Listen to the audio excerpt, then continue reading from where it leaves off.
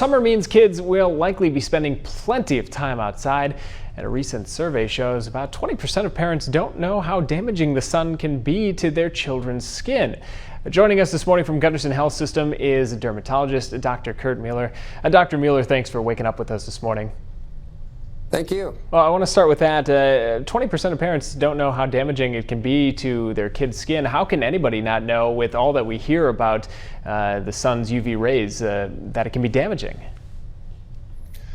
I'm not sure I have a good explanation. It seems to be pretty well out there in the media and what have you, but I think sometimes people have skin that tans easily, and that gives the misconception that they're protected from the sun, and so they think that maybe that information doesn't apply to them. Is there any difference in the risk to kids as far as sun protection goes when compared to adults? Well, sun exposure early in life, particularly sunburns, dramatically increases risk of cancer throughout life. And children spend more time in the sun than they do as adults. So I think sun protection is particularly important in that age group.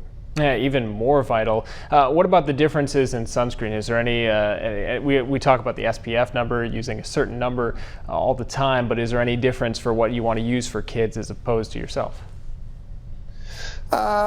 I think for younger children, I would probably recommend the chemical-free sunscreens, titanium dioxide and zinc oxide containing sunscreens.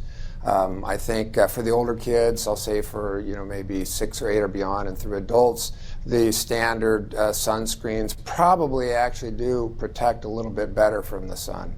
Particularly what people should look for is a broad spectrum sunscreen. Right, and we see all the time the water-resistant, waterproof sunscreens, but how often do you need to reapply with sweating and being in the water?